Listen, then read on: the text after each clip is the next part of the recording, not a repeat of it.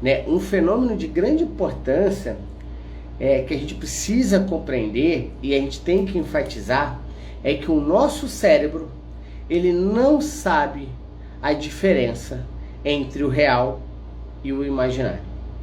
Coloca aí, o teu cérebro, né, o cérebro do teu cliente, o cérebro do teu paciente, do teu assistido, ele não sabe a diferença entre o que é real e o que é imaginário.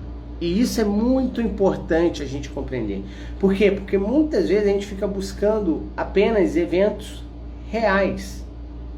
E a gente esquece que o nosso cérebro, ele tem a capacidade de memorizar através dos nossos 5 sentidos, através do tempo, espaço, toda a informação que algum evento traumático, né, alguma fissura emocional, que eu falo que a gente já vivenciou, né, ele memoriza isso. Então muitas vezes a gente não está frente a um evento real. Muitas vezes a gente não viveu um evento real e que ativou algum programa arcaico. Muitas vezes o teu paciente, o teu cliente, ele não viveu um evento real. Ele está vivendo um evento de uma maneira simbólica ou de uma maneira virtual.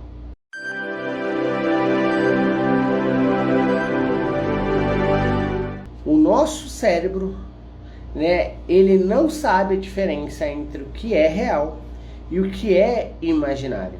Então, muitas vezes, né, o cérebro ele tem 2 portas principais de entrada ali, para que a gente possa ter a interpretação das situações. Uma é através dos nossos 5 sentidos, que transmitem essa informação, né, das situações que a gente percebe do lado de fora.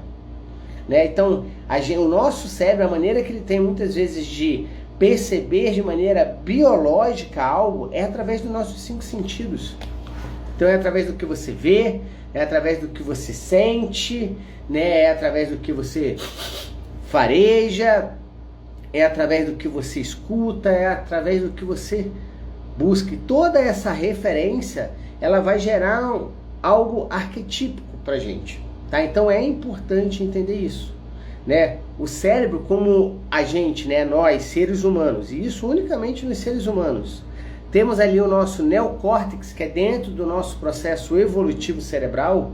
A gente acabou formando uma área cerebral que é bem aqui na frente, aqui ó, na fronte, por isso que ele chama neo, né, do novo córtex, né? Ele fica aqui ó, no lóbulo pré-frontal que a gente fala, então ele fica aqui na nossa frente.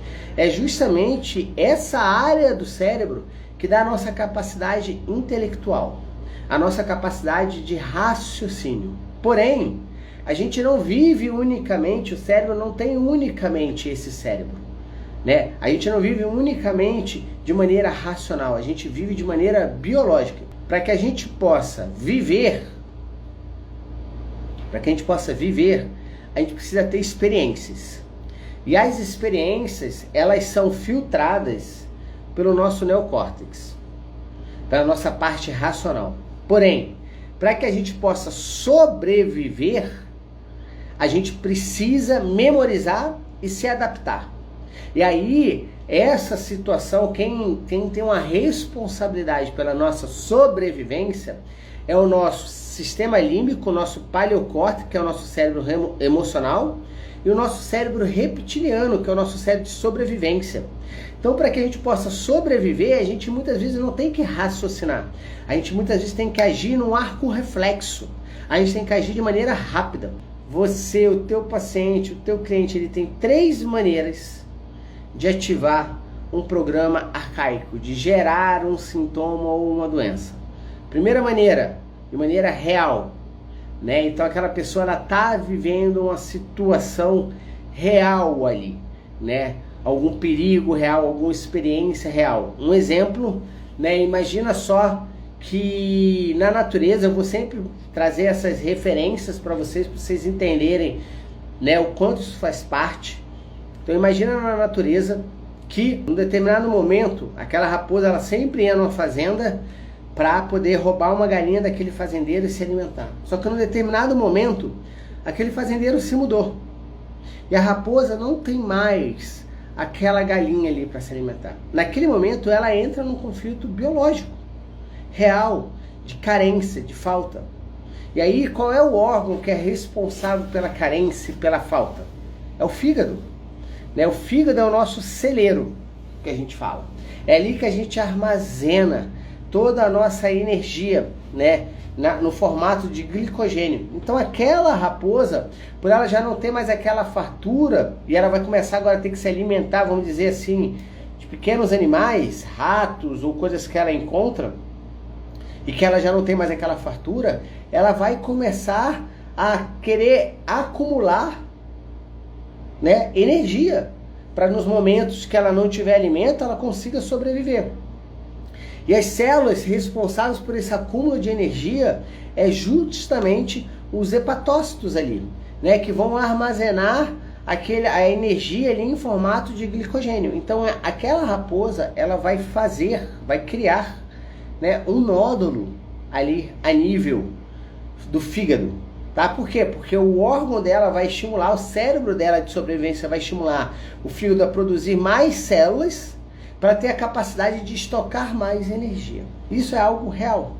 A gente pode viver da mesma maneira, algo real, né? Onde muitas vezes a gente está começando a ter uma falta de alimento.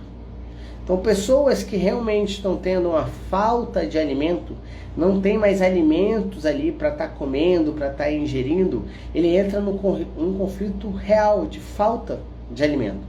E ele pode sim produzir um nódulo também no fígado, aonde é o mecanismo de sobrevivência dele.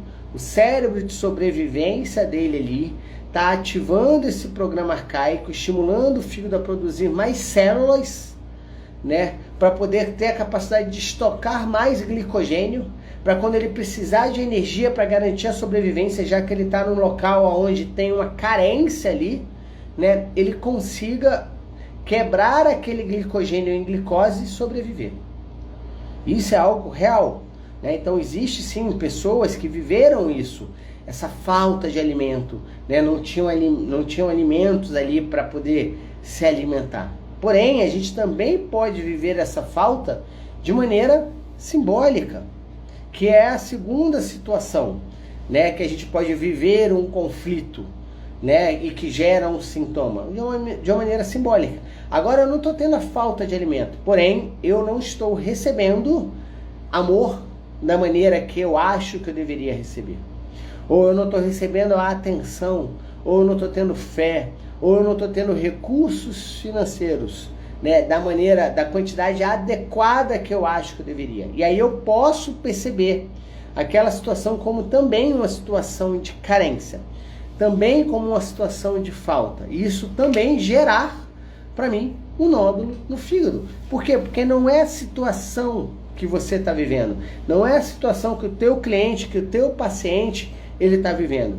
Isso é a maneira com que ele está percebendo aquela situação. E a terceira maneira que a gente pode viver é de uma maneira imaginária. Que é o quê?